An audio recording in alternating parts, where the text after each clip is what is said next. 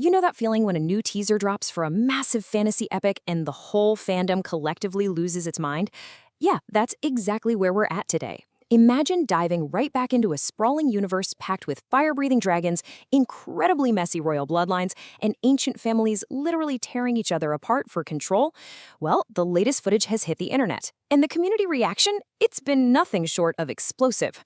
We are looking at a highly chaotic, wildly opinionated, and deeply passionate response to what is undeniably a very grim look at the realm. Let's dive right in and decode what the most vocal, lore-obsessed fans are actually saying behind all the noise, totally unfiltered and without taking any sides. To make sense of all this chaos, we're breaking this explainer down into 5 key parts. Initial trailer reactions, deviating from the book, the missing jester, fandom perspectives and critiques, and looking to the future. Starting off with Section 1, Initial Trailer Reactions, a grim tone.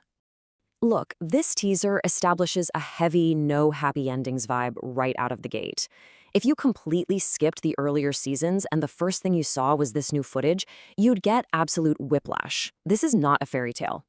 The fans are pointing out that this footage projects a suffocating sense of doom, painting an empire that is basically eating itself alive. Viewers immediately latched onto dramatic lines like, "You now have the power no man has ever wielded. I'm going to kill my brother or die in the attempt." That specific line about killing a brother, that really caught the hardcore fandom's attention. In this universe, kinslaying is literally the ultimate taboo, a cursed act that ruins entire houses. So while we aren't seeing the giant sprawling battles we know are coming just yet, the dialogue alone is promising an all-out savage war. But here's the catch. Fans immediately noticed the dialogue didn't match the original lore, leading to a pretty blunt realization: they are just making all of this up. There's this undeniable feeling in the community discussions that the creators are charting an entirely new course. And honestly, this isn't just about one teaser trailer. It's heavily compounded by lingering frustrations from the previous season.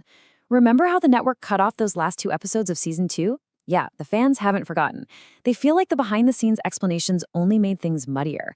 So when fans already feel burned, they watch new footage through a hypercritical lens. Every single new line that isn't ripped directly from the pages makes them feel like the foundation of the story is completely shifting. Which brings us perfectly to Section 2, deviating from the book, lore versus adaptation.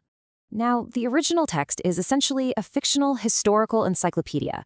It's full of massive gaps, incredibly unreliable narrators, and missing details. So obviously, a TV show has to fill in the blanks, right? But the fans are arguing that the show isn't just filling in blanks, it's actively rewriting established history. Take the visual presentation of the actors on screen.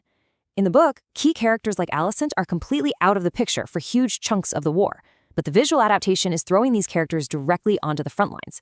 We see Rhaenyra putting on full armor. Fans concede it might just be for one scene, but it still signals a way more active, combat-oriented role. And of course, the community is having a field day pointing out that we are getting a lot more of the rogue prince archetype, who they jokingly call the Matt Daemon Targaryen because the actor has this uncanny swagger and resemblance to the Hollywood star. The community is watching these artists incredibly closely to see if these visual deviations actually serve the story or if they're just there for TV spectacle. Moving right along to Section 3, the missing jester, a lack of levity. So, one of the most consistent complaints from lore readers right now is the severe lack of levity. It is a relentlessly dark show, but they argue it didn't strictly have to be that way, pointing to one massive omission: Mushroom. For those who haven't read the text, Mushroom is a dwarf court jester who is supposedly a simpleton. But here's the brilliant catch. Because the nobles think he's completely foolish, they speak freely around him. He literally sees and hears everything going on in the castle.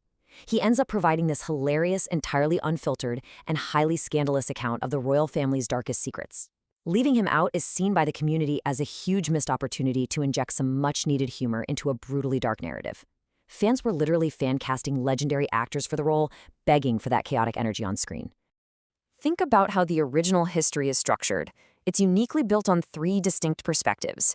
You have the Maester, giving you the dry, politically motivated view. You have the Septon, giving you the pious, religiously filtered view. And then you have Mushroom, serving up all the dirt, the secret affairs, and the scandal. Imagine piecing together a true history with only a stuffy politician, a religious zealot, and a scandalous jester as your guides.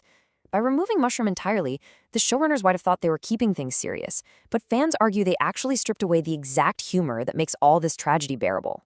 They lost their most entertaining narrator. Shifting gears to Section 4, fandom perspectives and critiques, unfiltered sentiment. Let's take a step back from the deep lore and look at the fandom culture itself, because it is incredibly unfiltered. When you have a massive property like this, fans develop their own inside jokes and very direct ways of expressing dissatisfaction. The community uses some pretty edgy, blunt, and frankly harsh nicknames when they're frustrated with character depictions. In the text, certain characters are celebrated across the land for very specific physical traits, like youthful beauty and grace. When the visual casting strays from those idealized descriptions, a vocal segment of the fandom reacts with these blunt, often food-based insults, like House of Donuts.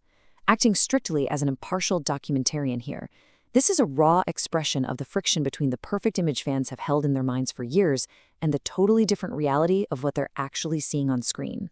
And there's another really fascinating layer to all this. There is a massive stated preference within this community for pure, unadulterated escapism. They actively want discussion spaces that completely avoid bringing modern, real-world, progressive, or leftist political arguments into the breakdown of the show. In a world saturated with daily news, they view this fantasy universe as a sanctuary. They want to fiercely debate the logistics of castle sieges, dragon lineages, and ancient prophecies.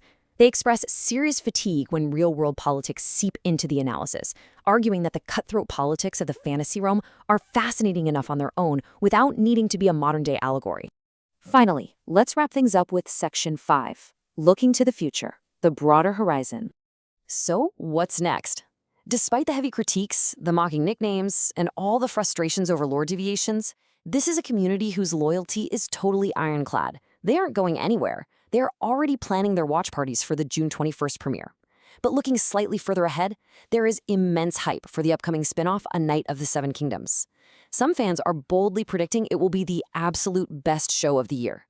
They note that while slower, character-driven stories sometimes face initial backlash, they usually work brilliantly as a whole.